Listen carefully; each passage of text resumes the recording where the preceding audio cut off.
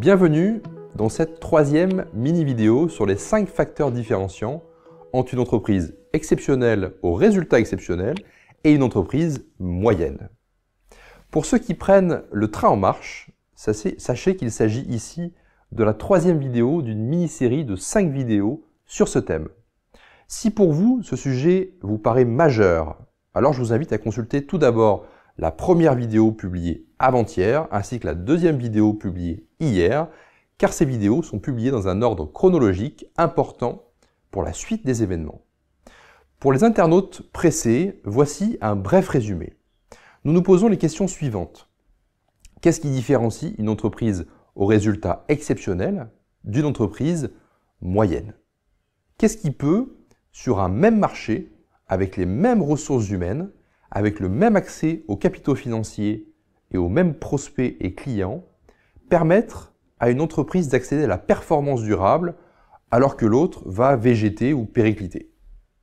Qu'est-ce qui pourrait me faire gagner, faire croître mon entreprise durablement afin de gagner en sérénité, en régularité, mais aussi pouvoir la valoriser et en tirer le meilleur parti à la revente un jour prochain?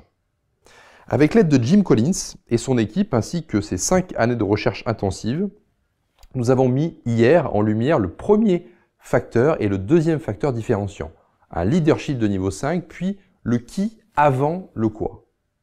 Le troisième facteur différenciant d'aujourd'hui est un état d'esprit. L'on va le découvrir dans quelques secondes, mais juste avant, posons le contexte. Il y a quelques semaines, j'ai d'ailleurs fait une vidéo sur ce thème. Certains entrepreneurs se voilent la face, surtout sur le point de vue financier.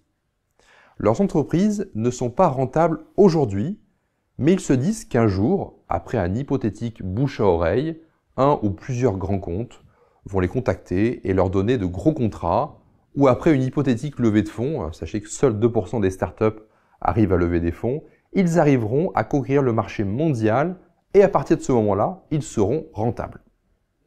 Tout cela est malheureusement de la poudre aux yeux et certains entrepreneurs préfèrent ne pas affronter la dure réalité des choses. Leurs entreprises sont en train de faire faillite. C'est exactement le sujet de ce troisième facteur différenciant.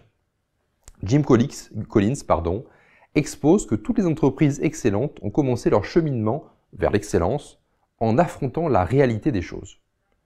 Il dit que si l'on commence à déterminer sa situation exacte avec honnêteté et application, les décisions à prendre s'imposent d'elles-mêmes.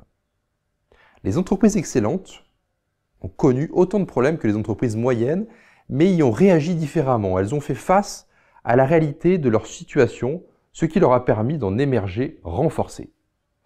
Attention, ces entreprises excellentes font face à la réalité avec brutalité, mais ont aussi des rêves, avec un espoir d'une issue heureuse et même meilleure. On appelle d'ailleurs ce paradoxe le paradoxe de Stockdale. Et vous, qu'en pensez-vous? Vous faites-vous violence pour affronter la réalité, faire face aux démons et le combattre fermement?